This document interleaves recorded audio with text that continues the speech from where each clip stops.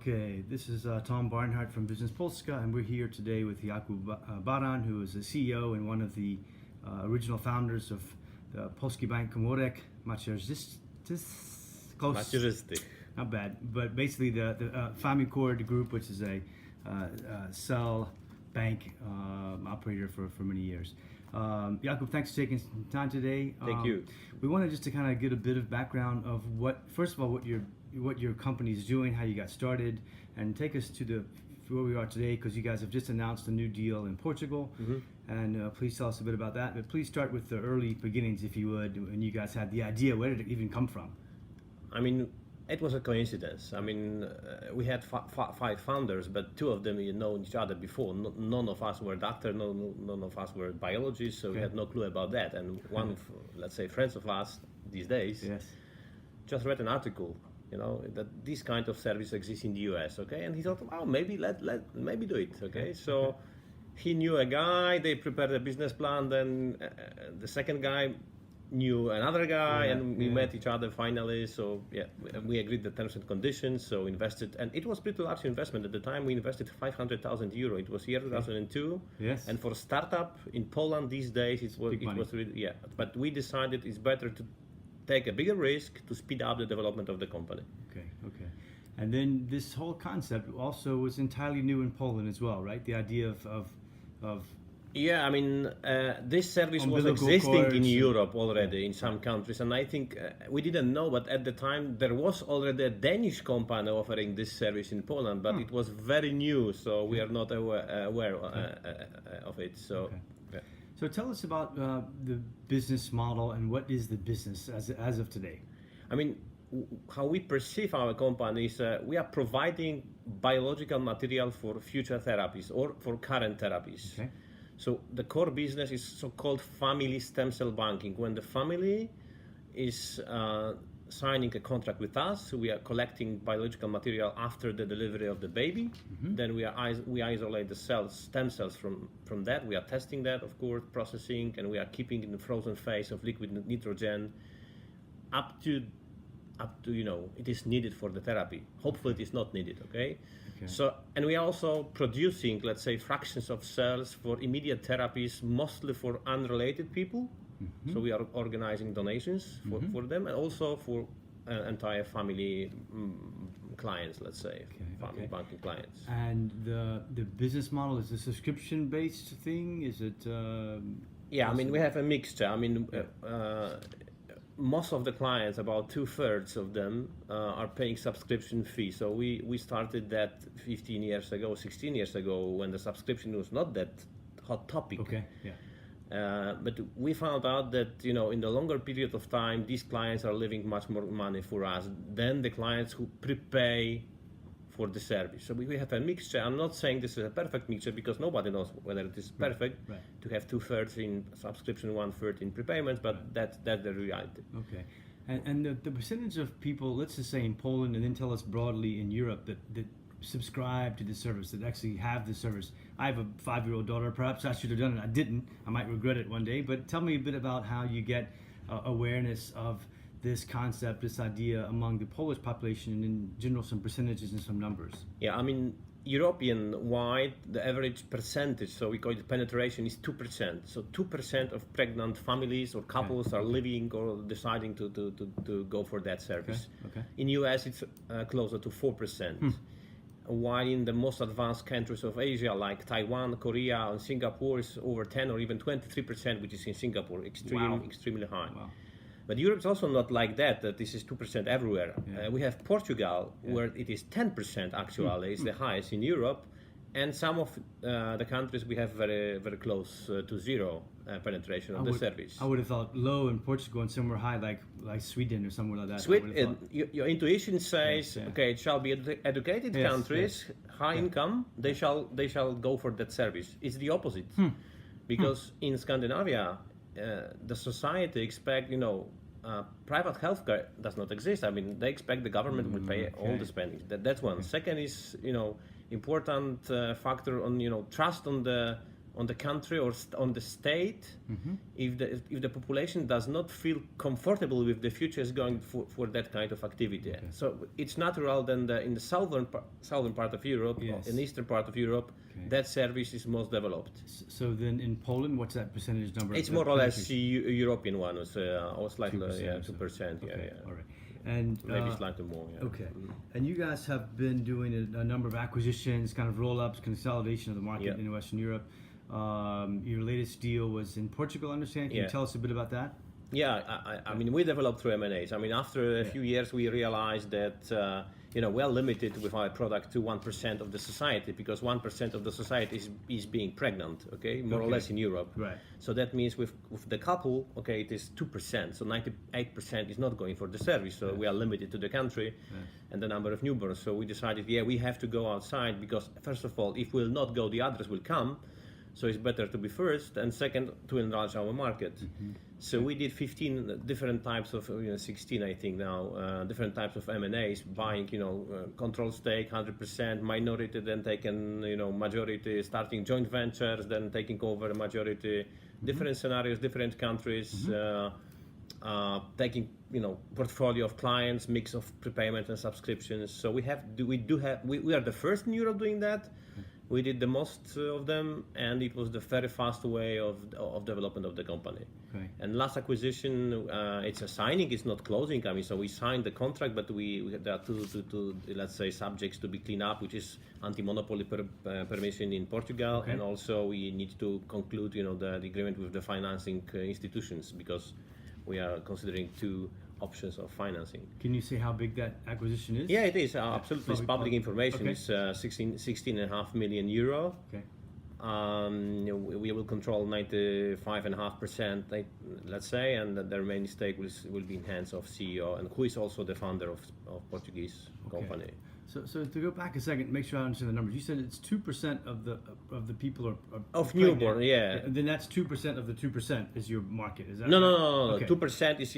I'm saying that 2% is going for that service. So 100,000 collections are done in Europe for in that industry. Okay, so it sounds like you have huge potential for growth. It sounds like It seems so. Yes. It would seem so. Comparing to US, it is double. right. But in US there is a very strange situation, Yeah, because US there is also very big difference between Florida and Middle States.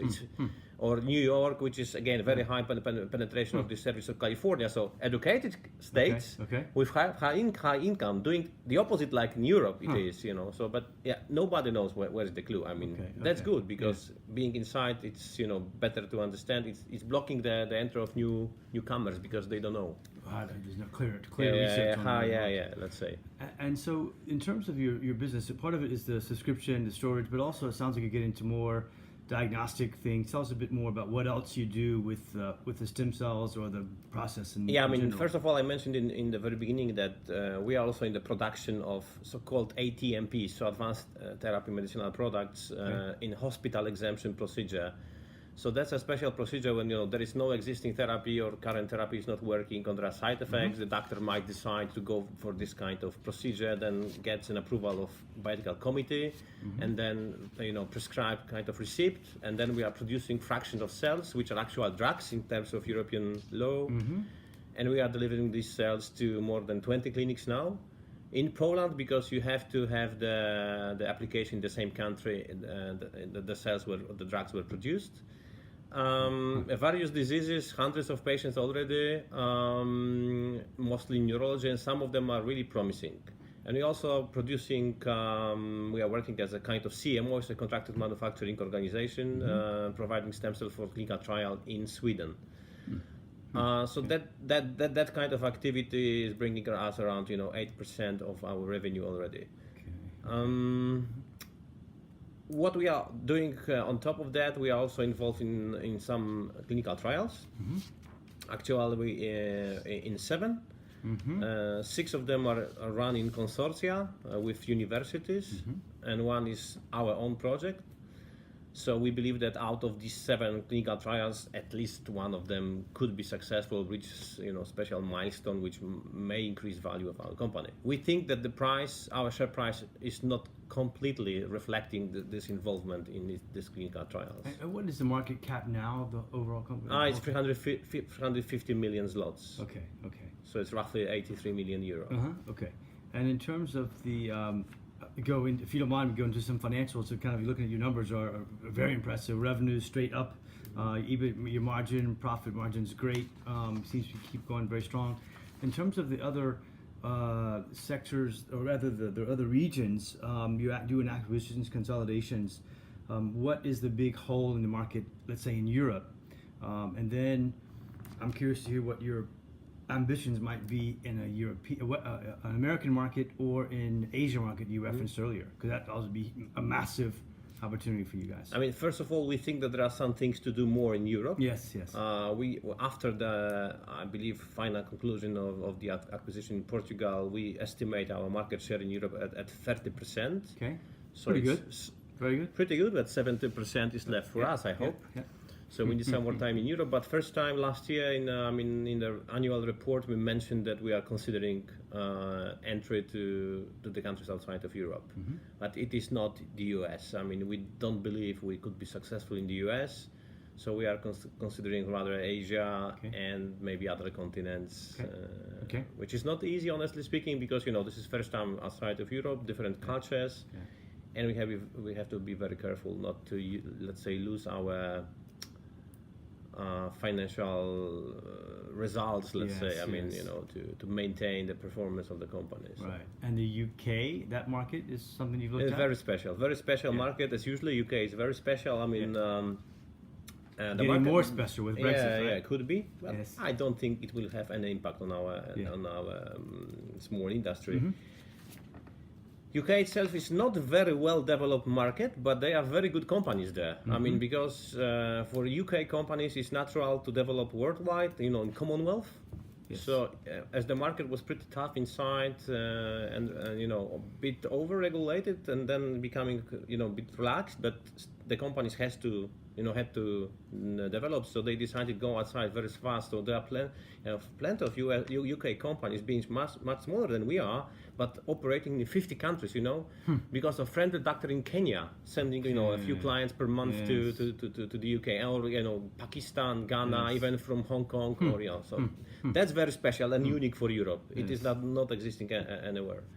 And what is interesting also, we know because we have a special agreement by the way, with our competitor in the UK.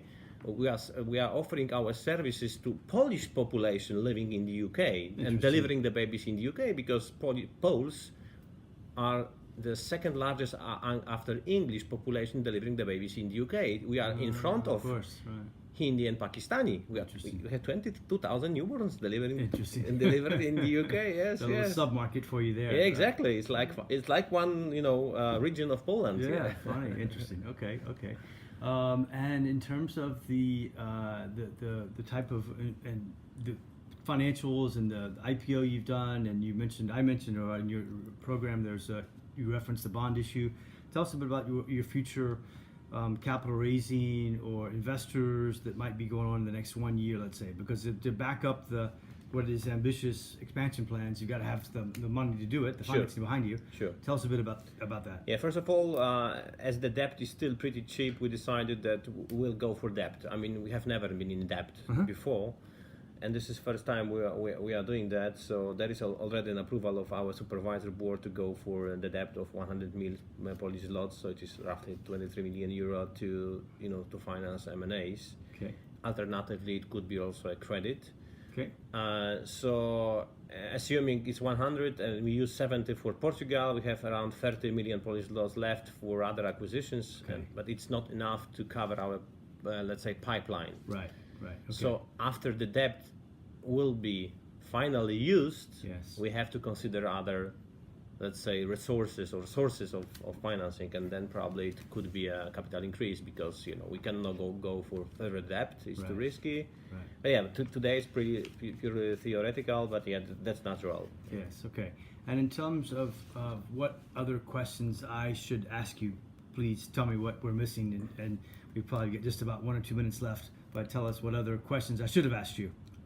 Maybe you shall ask, why you left IBM and going for so small company? Why you take this kind of risk? Well, that is a good question. You probably have the today I entrepreneurial can. spirit now, At right? the time, it was not an easy decision, but we had to decide together because the company was developing well, and and it was one of us 5 founders running it. So we decided, okay, he needs support, and it was me who joined. Okay, So you came in. Okay. that's first. Second, you can ask, why the hell it happened that it is Polish company being the largest in this industry? Yeah, that's a good question. Yeah. And the answer is, we don't know. Yeah, okay. But we can speculate. We don't have any golden key. Yeah.